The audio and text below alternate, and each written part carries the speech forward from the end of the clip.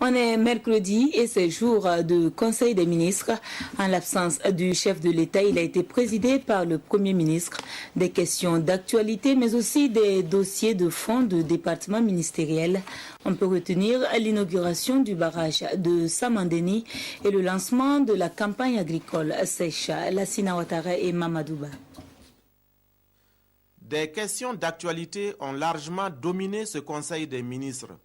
Sur la récente publication du ministère français des Affaires étrangères, peignant en rouge la carte du Burkina Faso, la réponse du porte-parole du gouvernement est sans ambages. C'est un peu paradoxal que les mêmes qui ralentissent la défense de notre territoire soient les mêmes qui indexent rapidement notre pays. Après, ça c'est leur droit. Le Burkina se bat, ce qui est important. Et les acteurs, à la suite de l'appel du président du Faso, les jeunes veulent être volontaires, les gens veulent être volontaires. Il y a une action de nos forces armées sur le terrain qui est de plus en plus marquée. Les questions d'actualité n'ont pas occulté les dossiers de fond des départements ministériels. 2 ordonnances portant ratification d'accords de prêt au titre du ministère de l'économie, des finances et du développement. En ce qui concerne le PPFID, c'est un prêt de 5 milliards de francs CFA auprès de la BOAD. Et pour le PADEL, c'est un prêt de 20 milliards de francs CFA auprès toujours de la même institution.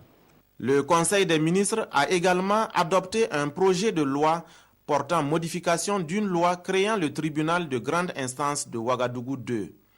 Ce projet de loi modificatif vise à déterminer la juridiction de grande instance compétente à connaître les affaires provenant de la province du Ganzourgou. Le Conseil des ministres se réjouit de l'esprit de dialogue qui a prévalu entre les acteurs de la santé ayant abouti à la levée du mot d'ordre de grève des médecins.